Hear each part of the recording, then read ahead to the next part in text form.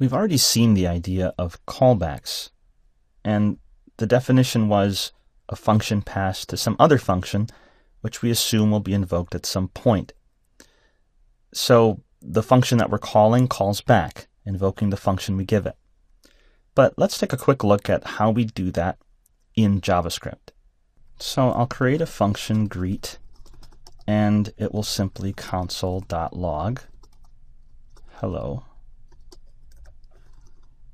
But instead, my function will take a callback. I could name this whatever I wanted. I'll name it callback to be clear.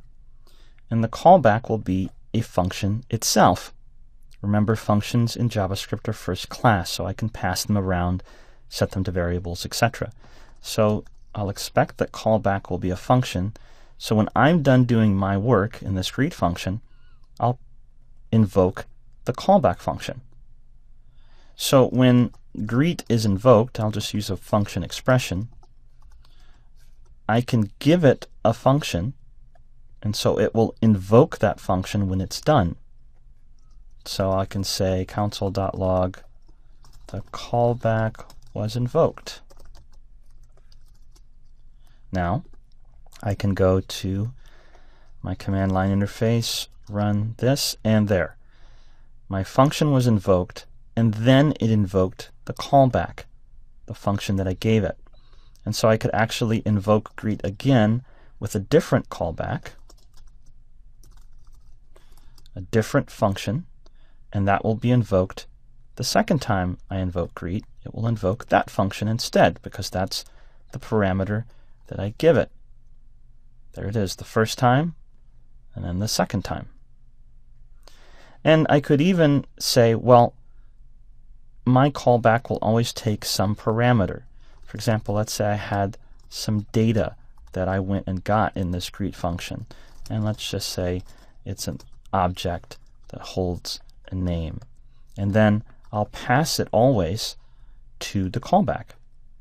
So I know that this greet function gives a parameter to whatever callback I give it. So now I can grab it just by accepting that parameter, because that's what will be invoked. And so I could do something in my callback with the parameter that the function gives to me. So let's just say here we'll do data.name, just to be different.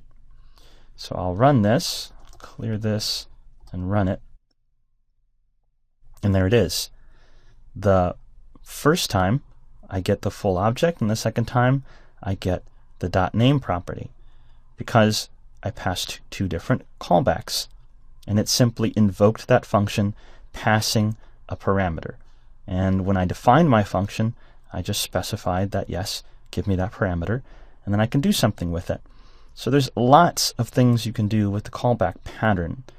You could, for example, have a function that goes out and gets data from the database, but then you might call that function different ways at different times and want to do different things with that data. So you could just give it a callback, have it give you the data, and then do what you want to with the data. And there's plenty of other things you might do with this idea. So when we see ourselves passing a function to a function in this pattern, it's a callback. The function I invoke will invoke later the function that I give it. Make sense? All right, let's move on.